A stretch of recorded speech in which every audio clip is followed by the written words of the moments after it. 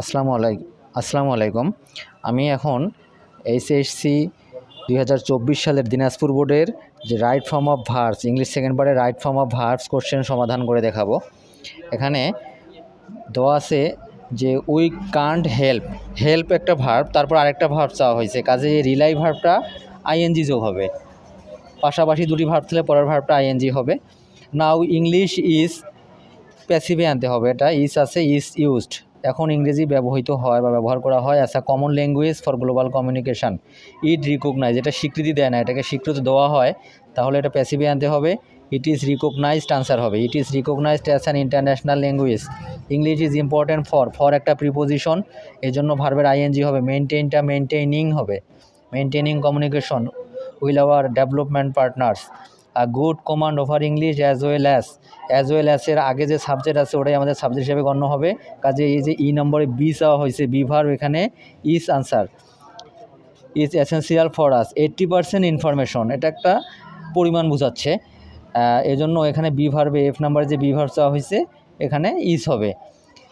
80% information of all the computers is in English. With a ভিও টুর পরে verb চাওয়া হয়েছে এক্সচেঞ্জ, কাজেই উইথ আ ভিও টুর পরে ভার্বের আইএনজি হবে। তবে এক্সচেঞ্জের যে শেষে ই আছে এটা আর থাকবে না, কারণ কোনো ওয়ার্ডের শেষে ই থাকলে আইএনজি করার সময় ইটা উঠে যায়, তাহলে এক্সচেঞ্জিং হবে। Exchanging our views with the rest of the world. We have to এর পরে ভার্ব ওয়ান থেকে যাবে, এটাই অ্যান্সার থেকে যাবে লার্ন।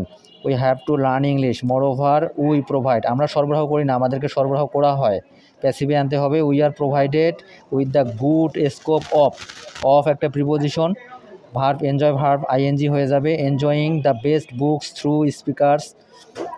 থ্রু ইংলিশের পরে বি ভার্ব চাওয়া হয়েছে, এখানে ইজ হবে। English is now no longer the native speakers language. Now it belongs it subject আছে, ভার্বের সঙ্গে এস হবে। It belongs to the world's people. It is high টাইমের পরে সাবজেক্ট আছে, আমরা জানি ইট ইজ হাই টাইমের পরে সাবজেক্ট থাকলে ভার্বটা ভার্ব টু হয়। পের ভার্ব টু হচ্ছে পেইড হবে, PAID paid. More attention to English, otherwise অন্যথায়। উই লাগ বাহাইন্ড, আমরা পিছিয়ে পড়বো, ভবিষ্যতে পিছিয়ে পড়বো।